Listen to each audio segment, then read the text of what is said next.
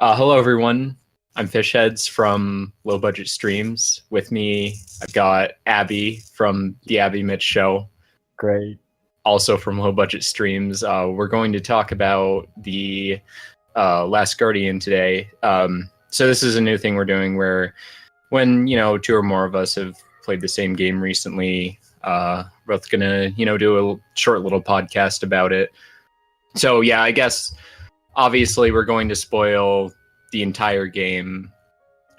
So if you haven't played it and you want to, you should. It's pretty good. Yep.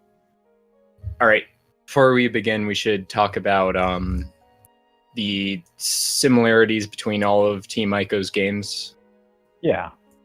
All of them have been these kind of puzzle platformer games that typically take place in a remote and ruined setting where the player is typically completely isolated, the player character, that is, aside from, usually one other character. In Ico, that was Yorda, then the horse in Shadow of the Colossus, and then obviously Trico in The Last Guardian. Typically, all of them tell their stories in roughly the same way, where very little backstory is given beyond what the player needs to know to understand the immediate events. The actual history is typically left completely obscure. Any of that you can find is usually just in the environment, really. Like with the ancient ruins that you see in all three games. Yeah, and of course there's theories. I know there were theories floating around with Shadow of the Colossus and Ico that they took place at least nearby each other. I think the idea is that I want to say it was Shadow of the Colossus came first and then it was Ico. Yeah, I think people were there was like something where people thought they'd found the beach from the end of Ico. Yeah, you can technically get down there, but you have to kind of break the game to get to the beach. One of those things where you have to do a weird jump glitch with aggro or something to get there. Yeah.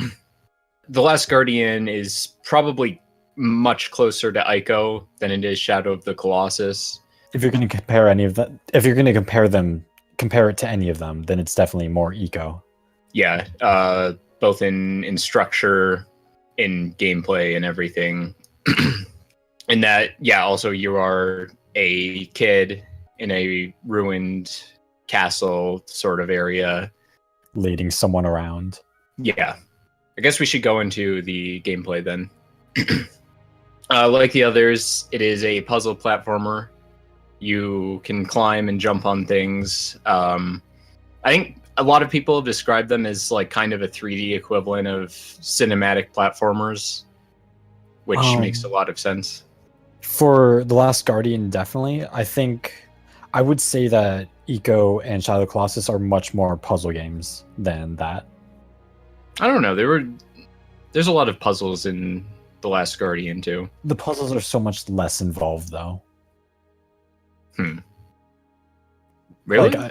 Yeah, with Ico, the puzzles go a lot further beyond. There's definitely your standard platforming and everything, go from point A to point B, but there's actually there are puzzle elements to them. While in The Last Guardian, I don't really remember a whole lot of true puzzles that were more than just go here, go there. I don't know. I mean, there seemed to be a much bigger variety of mechanics to the puzzles, I suppose. Or at least, obviously, in both of them, you need either Yorda or Trico to progress. And so most of the puzzles involve getting them through an area. And there seem to be a lot more inhibitors to getting Trico through an area than there were with Yorda. Like Yorda, it was mostly that you had to make a path for her to climb or get through a certain area. With Trico, there's stuff like the stained glass windows. Yeah, the eye windows. The scented pots. There's points where you have to go feed him barrels. Let me think, what else? There's a few times where you just have to leave him on his own to get to a place. Yeah, and then open up a path so that he Right. can get through. Most of the puzzles in The Last Guardian revolve around there is a stained glass window, you have to push it and knock it down. That's a good majority of them. I'd say there's maybe 3 or 4 puzzles that were the catnip kind of stuff. Yeah, they didn't use that all that much. And I didn't like when he just sat down and got hungry, since I had been feeding him every single other barrel that I found. Yeah, it's weird because the barrels are I think they're mostly, like, you can find them all around. They're mostly a collectible. Like, there's a trophy they're definitely for feeding him all of them. They're definitely a collectible. You have to play through the game twice in order to, well, you unlock different costumes equivalent to how many barrels that you find. And in order to get all of the costumes, you have to get all of the barrels twice. So you have to play through the game 2 times, get all of the barrels, and then you can unlock. It's either the costume the boy wears in Ico or what Wander wears in Shadow Colossus. I know you can get both. Just a quick tangent, is his name actually Wander? I know everyone calls him that, but like, isn't it because the Japanese name is like Wander to Colossus, which I think is supposed to be Wanderer to Colossus or something? I think we just kind of settled on it because you need something to call him. Mm-hmm. Yeah. And the boy in Shadow, or The Last Guardian, is unnamed. Yeah, I don't think there was a name for him. No. Let me think. What else? There's also, similar to Ico, how there were the shadows that tried to drag Yorda into a portal. Here there are suits of armor that tried to drag you into a portal. I think of them as just kind of stone dolls. Yeah. Well, I think it's I think it's implied that they're like being controlled by the Master of the Valley somehow. I don't really. Yeah, like it would make sense that they are being controlled by it. There's very little to tell about the Master. Yeah. Well, we'll get to that later. Right. I actually never got like caught and brought into a portal by the stone dolls. Yeah, I think I did like once or twice. It was mostly in like, there's the part after you get out of the cage where you have to go get a barrel for Draco. Right. And so you have to go down into an area where which was probably one of the more irritating areas of the game. With that part, I found it to be pretty fine because you have just enough time to lead him all the way to the other side and then run back and find the barrel. The only time that I was actively frustrated with the game was very early on with the chain puzzle, because everything about that chain just did not want to cooperate. Because you have to grab the chain and then push it with enough momentum to get it to move forward, and then jump on the chain as you push it, climb up the chain, then jump off of the chain onto the side higher up a wall, and then jump over to a stained glass window and push it off. I don't remember having that much trouble with that part. This isn't the one where you have to hang a jar on it to get Draco to pull it. It's not. Okay. It's like you enter a room and there's a window there, and then there's two of those dolls in the room just kind of sitting there. So you have to run past them, climb up a ledge to where there's this hanging chain, and you have to push the chain over this kind of gap and climb up it and then jump off of it onto another ledge. But you have so little time to do this. You have to do it exactly perfect. And it was so easy to screw up. Oh, wait, I think I know. Yeah. Now I'm remembering where it was. Yeah, that was. I would compare that to the water wheels in Ico, which were a pain in the ass. Yeah, I replayed Ico and Shadow of the Colossus before playing this. I remember Ico, like, it can be frustrating at times, especially the combat, which is not fantastic. Right. I mean, it does what it needs to, but there are some points that are very irritating. Like, you're probably more likely to die once or twice from Yorda getting pulled into a portal than you are from the dolls getting you in The Last Guardian. Yeah, it's very easy to just mash out of them. Yeah. Which, I don't know, that was kind of a weird thing, the button prompt things. I don't know, like it pretty much it tells you how to deal with that very early on. It's just you press a button to get rid of those symbols. So whenever you see those symbols again, just you mash buttons. Oh, speaking of which, is there any way to get rid of the button prompts that are on screen? Nope, there's not. That kind of annoyed me. Yeah. Especially because Ico, one of the neat things about Ico is how there's virtually never any UI elements on screen unless you pause the game or saving or something. Yeah, these games in general are very UI, like they're very minimalistic with their approach to the UI. Mm-hmm. Like Shadow. Colossus, you had one bar for your Grip health, and one health. bar for the enemy health, and then you just had the big circle for grip, and that's it. Yeah, and most of those would disappear when you didn't need to see them. Right. In this, you just had the button prompts, though, constantly, which, I don't know, was kind of annoying. It would have been fine if it was just for like the first hour or so. That would make sense. But I wonder if they felt the need to put them so that you knew how to interact with certain objects, maybe. That would make sense for a lot of things, but just like it destroys puzzles too. Because like they're already so easy as is, but then when you bring up like the catnip jar up to a hook and it just says press like circle to put the jar on the hook, it's like, oh, okay. I think that, don't you actually find it on another chain? Yeah, you do. So it should be pretty obvious what you need to do with it. Yeah.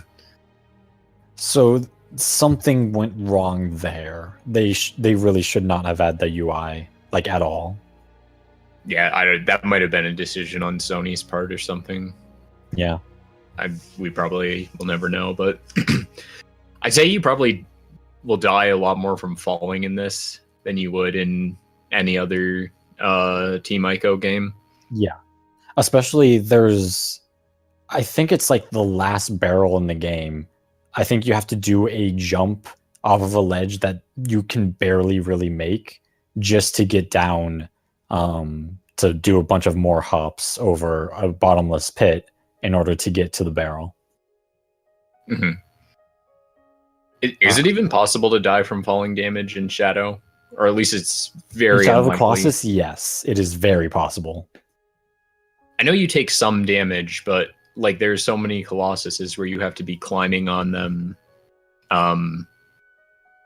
When you the airborne if you're ones at the very top of them, well, the airborne ones, most of them are like the first airborne one is going to be over water, so you can't die from that. The second one, I don't think he's actually that high up. The big flying snake one, Phalanx, I think that's what they call him. But the one with the air balloons. Although he dives into the sand at the end, so typically at the point where you actually fall off, he'll be pretty close to the ground. Right. Usually, if you're gonna die, it's gonna be after you try climbing the temple, or if you try jumping off of a cliff. I never actually did that, climbing the temple. It takes a long time. Can you actually get all the way up, or? You can get up to the secret garden, but you can't get any further than that. You can also walk across the bridge, which takes fucking forever, and your only reward for that is finding the doorway. And if you try to walk in, it just blows you away. Back to the dolls or the suits of armor or whatever for a minute. One thing that's kind of unfortunately spoiled by the trophies is that you can actually kill them by pulling their heads off. I never looked at the trophies, and I only figured that out at the very end of the game. Yeah, same here. You can. I don't think you can really do it when you're just alone with them. Yeah, you can. You can. You definitely can. If you push them, then they can fall over, and then you can grab their heads. I don't know, which is a neat thing. You can also grab onto their backs, which I never managed to do. Yeah, there's another trophy for holding onto their backs, which I don't know what the point of that would be, but I guess to keep them in place for Trico to hit them. Yeah, I don't know. Most of the combat in the game, I just climbed up on Trico's back and watched. Yeah. Well, I mean, later on, it's helpful to use the mirror when you get that again, but even then, there's very little reason to do that. Like, the most involved the combat gets is that sometimes the stone soldiers will bring out the little glass eyes, and you have to push them over. Yeah. And I think later, like at the very end, there's a point where there are some up on a ledge where Trico can't get them. So you have to hit them with the mirror. Yeah. But it's not utilized a whole lot. The other fun fact is that, like, so much of the tension in this game is ruined once you realize that Trico cannot die. Yeah. Is there even really any point to pulling the spears out? Only for achievements. There's actually an achievement for getting every single inch of his feather fur coated in blood. So I guess, we should move on to controlling Trico, which I think has been one of the more divisive things in the game. Yeah, most people don't like it. From what I've seen. Yeah, it's odd. It doesn't feel quite right at points. It's the kind of thing where the only way to justify it is basically it's bad on purpose. And people don't like that explanation at all. Do you think it's supposed to be, or? I think it's supposed to be slightly unresponsive. But it's not it's not like aggro who would, take a minute to respond or take a split second to respond to prompts. Aggro pretty much did whatever I wanted, like exactly as I wanted to. Well, the thing is that aggro would also navigate around obstacles, which was very helpful. He was a great horse. Yeah, best video game horse. With Trico, he felt very much like a cat to me. And it's just the idea of, if you're trying to tell a cat what to do, if you're trying to lead it around, if you're trying to make it do a trick, it's not going to do that.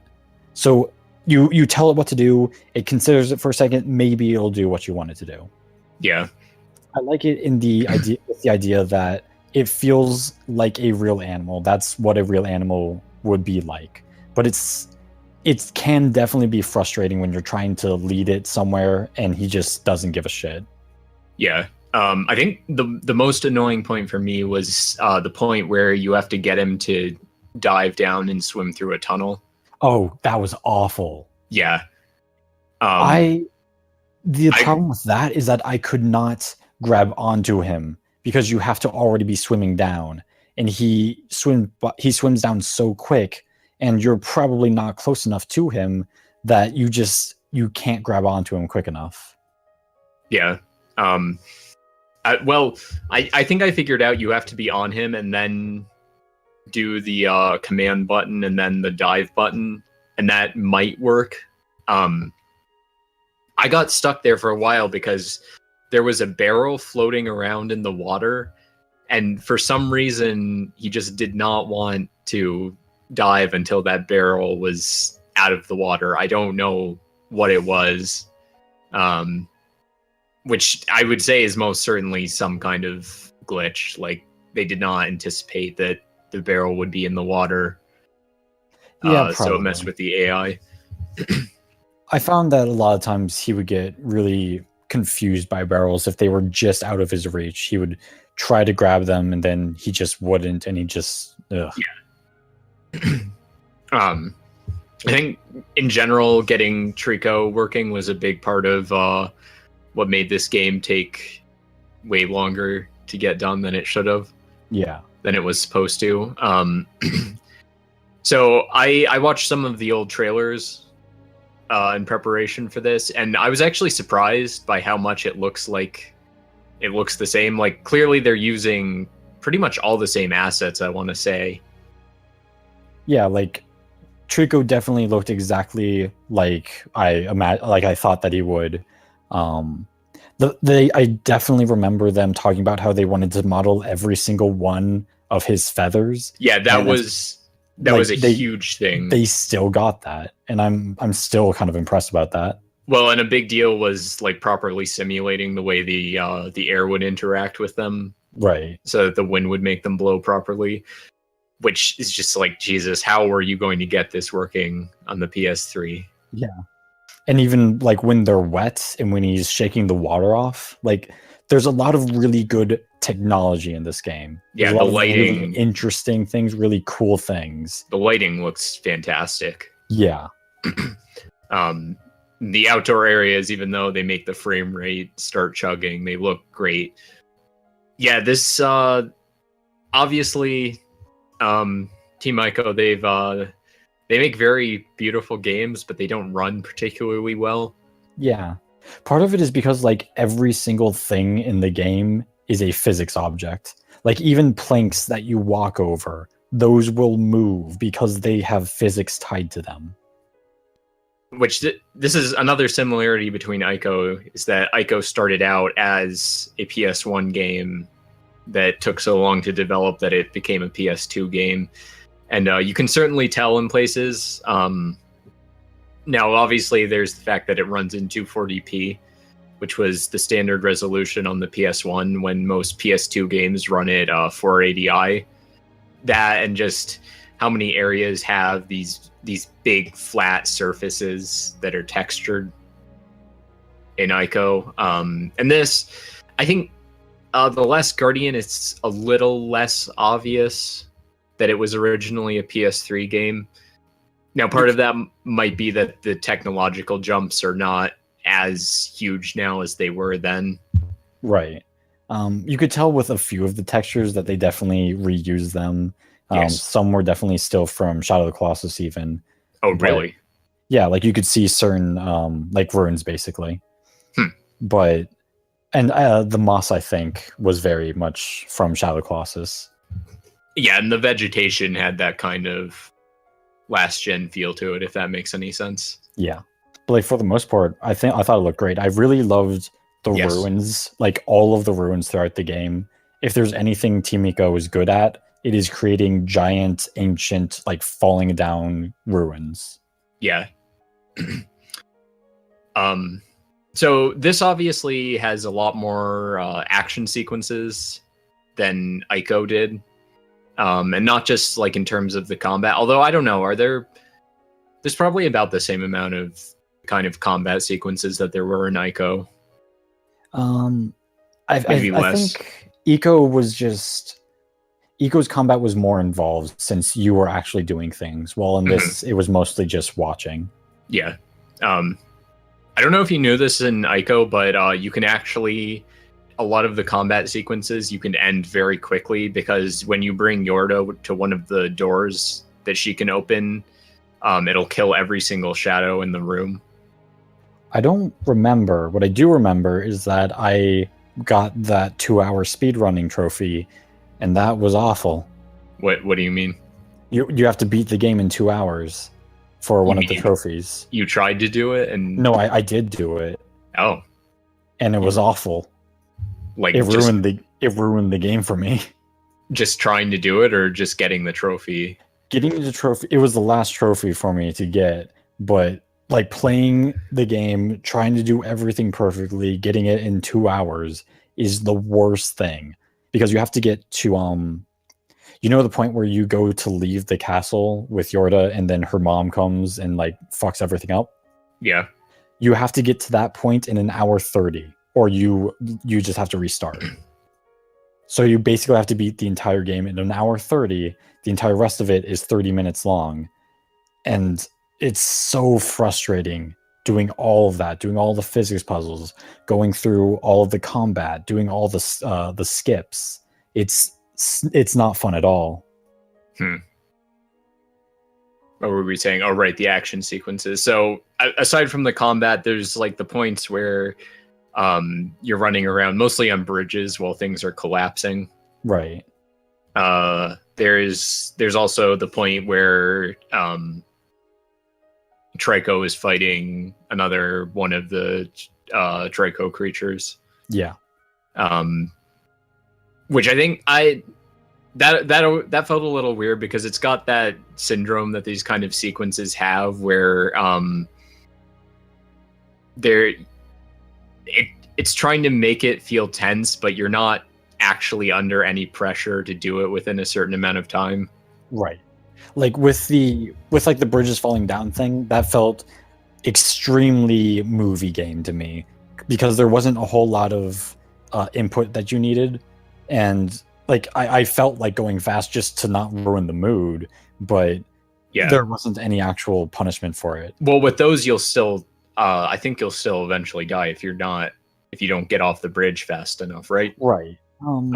But with the part where the Tricos are fighting, when they're fighting again, Trico cannot die. Yeah. So you can take as long as you want, and once you realize that Trico can't die, that entire fight sequence is ruined. Yeah. At the end of the game too, that part is ruined. Well, at least there you have to worry about the other ones coming after you, even though they're not particularly aggressive. With that one, I spent a lot of time trying to figure out what I was even supposed to do. I thought maybe I should jump on the other Tricos and pet them to calm them down, and that clearly didn't work. Yeah, no. Eventually, they pushed me off. I looked over to the right, and then I saw the mirror, and I moved on to that. Okay, I figured that out pretty quickly. I think it points the camera at the mirror, which has the sun glinting on it, but I don't know. Yeah. I think I was just on the other side of all of them, so it couldn't actually point me towards it. So I guess we should go into the story now. Yeah.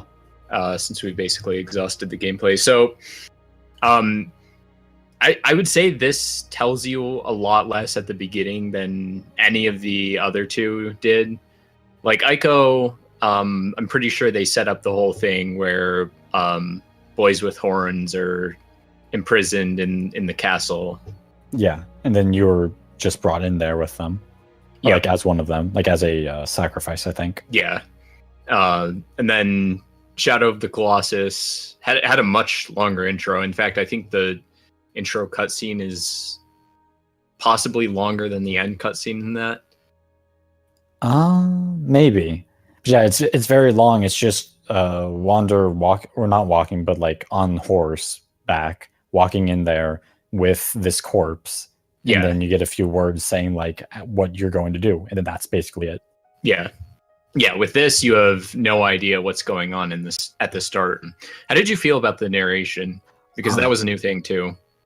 I felt like it was basically like I compared it to Dorman, the way that he gives you hints when you're fighting a Colossus. Yeah, a lot of it is to give you hints to what you're supposed to be doing. Yeah, it felt a lot like that. I'm generally fine with narration in a game, but this one, I don't know, it just made it feel very much more movie game to me. Yeah. I feel like The Last Guardian has significantly more story than every other game, though. Like, it might start slow, but it reveals so much more than any of the other games did. Yeah, which obviously it has like the whole sacrifice thing going on. Right. Again, with the way that I guess the Tricos are built. I don't know, like there's that bit in the start where like it shows these illustrations from some kind of book, right? And at first like, it's normal creatures, and then it's increasingly fantastical things like griffins and whatnot before it Right. shows the illustration of the Tricos. So I don't know if they were made by the master of the valley or what to bring the kids to the ruins or what. Yeah, I don't know, because they're controlled by their horns, and those do grow back. I don't know if they were created or just harnessed by the master. Yeah. From what I gathered from the story, though, it was the master just sent all of these Tricos out to find boys, whichever one. It's not sure if they're ones that are specifically attuned with the Trico, or if the Trico can like just take anyone and like hypnotize them or something. It's very unclear. But they go out, find boys, eat them, bring them back, and then vomit their corpses up into that bird hatch. And either the boys are being used as energy, or they're being converted into those barrels that they're eating. Yeah, I thought it was the latter at first, but then I'm not so sure. Right. I don't know. It's not clear what they want to do with the boys, but I imagine they'd probably die. Yeah. The master is certainly a lot more. What exactly it is less clear than like with Dorman or the Queen. Right. It seems almost like technological, but not quite. Yeah. Or well, okay. So, clearly, like the tower is something completely different from the rest of the ruins. The tower where the master is. I want to say that the tower was there first, and then the rest of the ruins were built around it. Is what it feels like. I could see that. I think at the base of it, though, like where you first find the mirror, that's like a grave to something or someone. Yeah. So it's not clear if like maybe that was the original master, and maybe this is taking over for it, or maybe this is like a defense system that is protecting someone who's long dead. It's very unclear. Yeah. Would you say there seems to be some kind of malevolence to the master? I don't know. Would you agree? I'm really not sure, because like it goes out and it takes boys, and I guess it eats them or kills them or something, and it does feel malevolent in that sense, but we don't really know like what else it does. We don't know what its purpose is. We don't know what it's defending, or if it's defending anything. So like I can't really, I don't feel like I can really judge if it's a good thing or a bad thing. Yeah. It definitely is controlling all the other Tricos, though. Like it doesn't let them have a will of their own. So they're all basically connected to a hive mind, doing whatever it wants. Yeah, it's certainly the one that you kind of see throughout the game, and that eventually Trico fights. That one survives to the end, but then after you destroy the master, it seems like the others die or something. I don't know. I don't know if they die. I think they just kind of I want to say that maybe the master controls their consciousness. So killing the master maybe not kills their consciousness, but maybe it just like makes them black out, which would cause them all to fall, and that would hurt them. It wouldn't be enough to kill them, because we see Trico fall many times. Yeah. But I'm sure that they would be very hurt. Yeah. I guess so. The Queen in Ico was pretty unambiguously evil. Right. Dorman less so. Like, I don't know. I mean, obviously Dorman looks like some kind of devil or something, but then, we don't know why he was imprisoned. And it's not like he tries to manipulate Wanderer or anything. Like, he makes it pretty clear that He's if very he cut and dry with if he everything that he's doing. yeah, if he kills all the Colossuses, then he's not going to have such a great time. Right. And like he upheld his end of the bargain. You kill them all, he'll bring back Yorda. Or I don't know if it was Yorda or not. Yeah, I don't think it was. I don't know if she had a name. Yeah, no. Yeah, I'm thinking of Ico. Then he'll bring back the girl. Yeah, And he absolutely did that. yeah. But then with the Master, it's like, who knows what it is or what it really wants. It's not really a clear entity at all. Like that's why I think of it more like a defense system. Like it doesn't seem like anything with a will of its own. It just seems like a system that's active. The mirror does interact with it in a weird way, in that it repulses its kind of black field around it. Right. And I don't think we really know what that is either. Yeah, no. If you touch it, doesn't it make all the prompts pop up?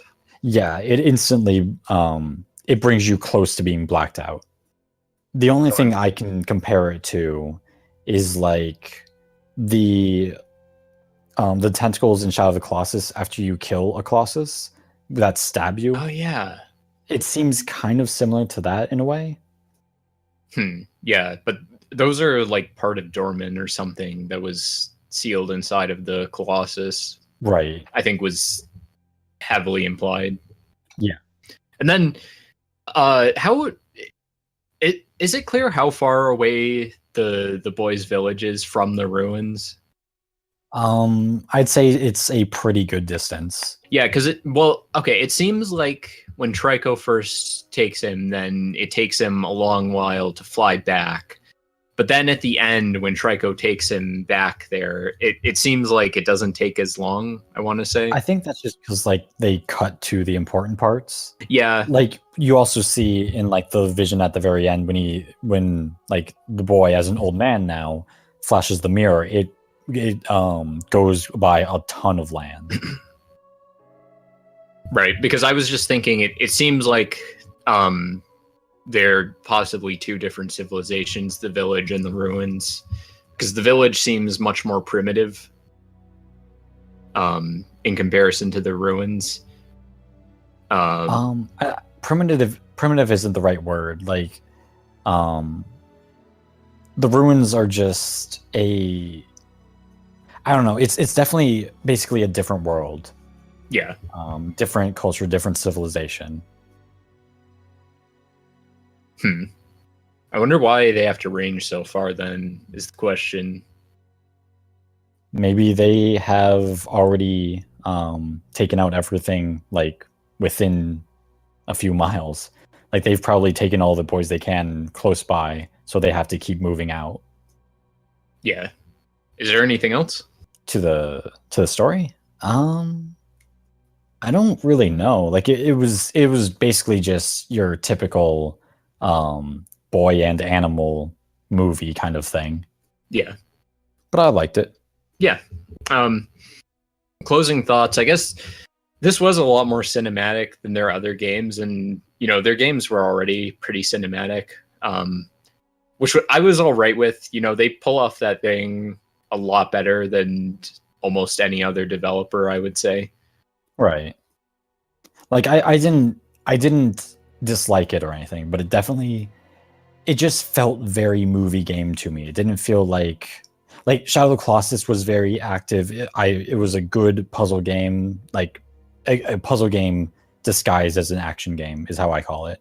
Yeah. And it was, even though most of the game is just riding around a big empty world, just going from place to place to do whatever puzzle. It definitely felt like you had a more active role in it. With Last Guardian, it's more just you walk from set piece to set piece. Sometimes it's a cutscene, sometimes it's just a bit of platforming. It's just less involved, I think. Ico was similarly pretty bare on like cutscenes and set pieces and whatnot. Like I probably count the number of cutscenes on one hand. Yeah, there weren't a lot. It was mostly just you walk from one battle to one puzzle to one battle to one puzzle. Yeah. Ico was also a lot more clear, like what exactly your goal was early on. Right. Well, with The Last Guardian, it was pretty clear, I thought, that the goal was to go up. Yeah. And that the tower was the highest up thing in the area. Or I should say, how close you were to achieving that goal was clearer in Ico. Yeah, I was a bit surprised when we were already basically at the tower. Though when you get to the tower and then you fall down again, I knew that it was going to be very quick to get back to it. Yeah.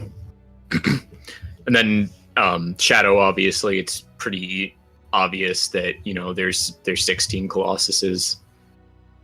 Yeah, you have a number. Get them all. How many were there supposed to be initially? Because I know it was some crazy amount, like 40 or something. There were a lot that they ended up cutting. Some of them that they cut were more like beta versions of the ones that you did find in the game. Others, like everyone really likes the spider Colossus that they cut. That one they just couldn't get to work really in the game system. Mm-hmm. Yeah, aren't there some where you can still find them, but they don't do anything? I know that you can find a lot of them either in the game files or I don't think there's any way to see them like normally. Or at least you can get to where you would fight them through, some kind of glitches similar to how you get to the beach. Yeah, there's a lot of different areas that you can get to through those glitches, which is pretty interesting, but there's not a whole lot you can do there. So I don't know. I guess Team Ico, they're kind of gone. Like I know they closed some point during the development of this, which is what made a lot of people think that it was just canceled. And then a different studio that I think Ueda was still involved with, right? I would think so. Finished it. So I don't know if they're planning on doing anything else or what. I would be fine with them not making anything else because they think things through first, but they don't like they come up with the ideas first, but they don't think of what's possible. So it took them way too long because they thought way too big. Yeah. Last Guardian also, people are going to be comparing it to the other games, and I honestly think it's the weakest of the three games. I still enjoy it, but it's not as good as the other ones, I think. Yeah, it's more polished, but I think between the fact that how much more movie game it is and just how similar it is to Ico, it doesn't feel quite as special, I guess. Right. Whereas Ico and Shadow were both... They were extremely unique games. Yeah. Nothing like them at the time. Right. Do you know how well this is done? I do not. I've just heard so many people complain about the gameplay, so many people complaining about just the way that the game is, I guess, like the movie game aspect of it. I wouldn't be surprised if this wasn't as well received. I highly doubt it's anywhere near as well as received as the others, and they were already pretty niche games. Yeah, I know Ico, like, a lot of people played... Ico didn't do very well, but a lot of people played Shadow of the Colossus, and then went back and played Ico and were just, they didn't like it. I played Shadow of the Colossus first, and I loved it. Like, I heard about it just by chance, and I thought, wow, that seems like a really good game. Played it, loved it. I wanted to get Ico, but I couldn't at the time. But eventually, I got the HD collection, and I played through Ico, and I got the platinum for it within like 24 hours. Wow! So like I loved that game. Yeah, I played Ico first, and I was pretty blown away by it. Yeah, and like I would say that Ico is like their best game, Shadow of the Colossus. I really enjoy it. I've played it like fucking 18 times through, but it would definitely be second to Ico. Ico is just so focused, I think, is what makes it so great. Yeah, it's very focused. It's very simple. It's a great game, really. Shadow of the Colossus, I enjoy a lot of it. A lot of it also pisses me off, and there's a lot of just blank space in it, I guess. So like there's a lot of things that take away from it, but it's still really, it's just a fun game, I find. All right. Well, is there anything else? Well, the only other thing is that all of the trophies for Last Guardian are terrible. Yeah, I don't know. Like, I don't. I'm not sure if I hate trophies or achievements or not. I'm okay with them. Like, usually the trophies will just be get to X point in the story, and those kinds of trophies will amount like 50% of the trophies, and other ones will be kind of challenges. But in this game, you only have like, I don't know, 3 for beating the game within a certain amount of time. And then all the rest of them are incredibly tedious or just the worst things I've ever seen. Like the one where you have to hear every single hint in the game. That is so amazingly stupid because there are multiple hints in every single area of the game. Oh, God. And you have to sit around doing nothing in every single area. And you don't know if you did it wrong until you've beaten the game, because it will only pop up at the very end. And what's even worse is that there is a hint at the very end of the game where Trico gets when he gets his tail bit off. So you have to sit around doing nothing while all of the other Tricos are mauling the one. Yeah, and if you miss one, then you have to go through the entire game again. Yeah. Ugh. That is the worst trophy I've ever seen in that should any be game. Like, a thing is, like, it can't be absolutely obnoxious to platinum it. Yeah. I looked through those trophies, I saw how amazingly terrible it was, and I decided, no, I don't care. I'm not gonna play this game again. I'm good. I was surprised when, like, you were telling us on the podcast, I think, that you had platinumed Bloodborne, and then I looked at the trophies for Bloodborne, and I was pretty surprised at how easy it seemed to be to get a platinum. I mean, yeah, most of them are just kill every boss. Yeah. The hardest one is killing Queen Yarnum, not because Queen Yarnum is hard. She is incredly easy. The only hard thing, Chalice dungeons. You have to go through the Chalice dungeons, which forces you to fight defiled Hot Dog and defiled Amygdala, which are the worst bosses in the game. What's defiled Hot Dog? I know what. Yeah. Watchdog of the Old Hunters, or Watchdog of something or other. I think I fought that the first time, and then I got bored with the Chalice dungeons. Yeah, they're not great either. Yeah, and then I would say in Bloodborne it's probably comparatively easy compared to like the Souls one, though it's the same thing because you can much more easily get, like, I know there's one for getting all the weapons, right? In Dark Souls, yeah, in most of them there is. No, in Bloodborne, that's a trophy, right?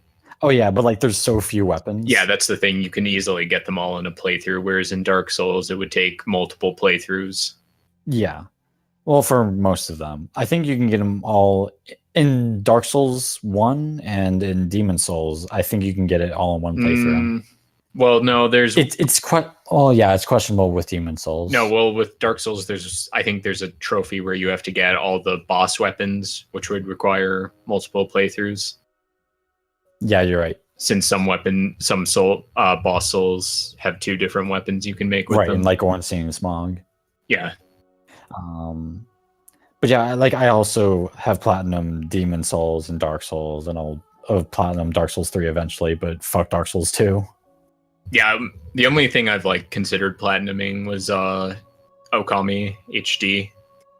I was going to do that, but it's a long game. I don't want to play through it again. Well, the thing is like I think like almost all of them are for like a lot of them are for the optional content, which I do anyway.